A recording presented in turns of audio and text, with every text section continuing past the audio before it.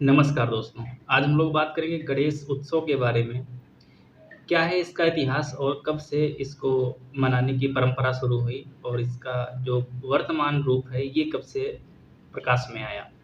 31 अगस्त से पूरे भारत में ये गणेश उत्सव का शुरुआत होने जा रहा है।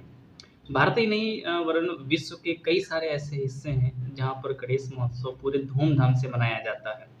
लेकिन अगर हम इतिहास की ओर देखें तो इसकी शुरुआत जो महाराष्ट्र की सांस्कृतिक राजधानी के रूप में जाना जाता है जिसका नाम है पुणे, वहाँ से इसकी शुरुआत हुई।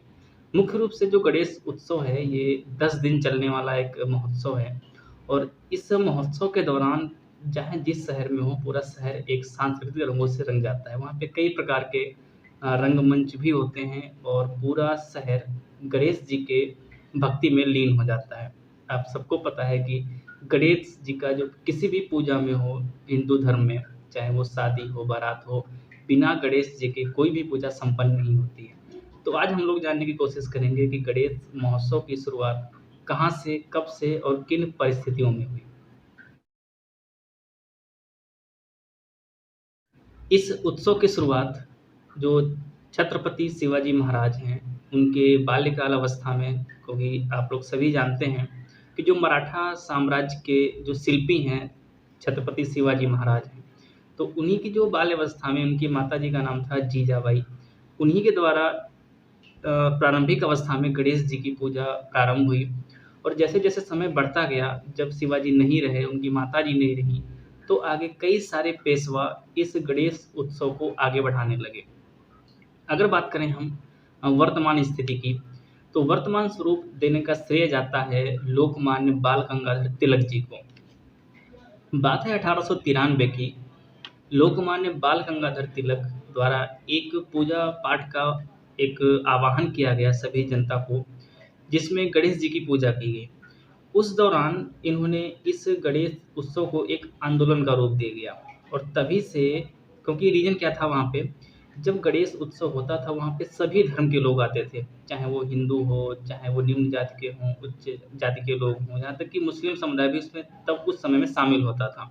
तो इसीलिए कुछ समय के बाद में जो गणेश उत्सव था ये यानी गणेश जी को एकता का एक तरीके से प्रतीक माना गया।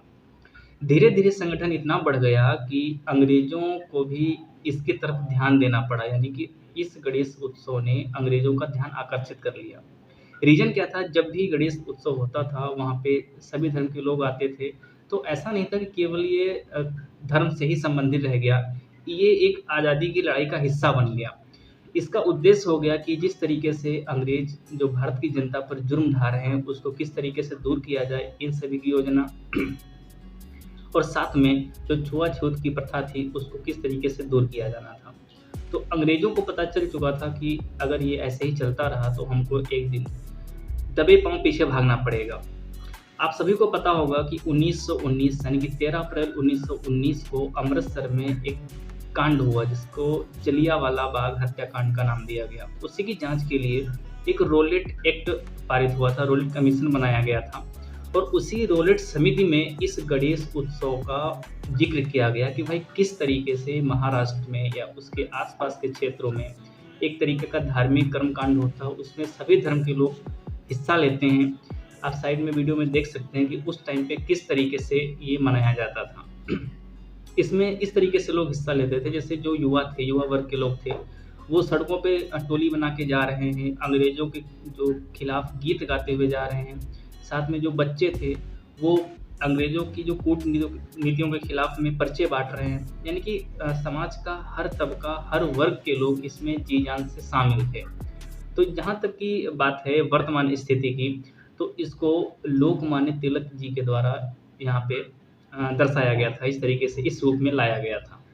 अगर हम वर्तमान की बात करें, जो 1893 में गंगाधर तिलक जी ने जिस पौधे का पौधारोपण किया था, वो उत्सव आज वटवृक्ष बन चुका था। अगर हम अकेले महाराष्ट्र की ही बात करें, तो लगभग 55 से 60 हज़ार जो पंडाल हैं गणेश जी के, वो केवल और केवल महाराष्ट्र में ही लगते हैं।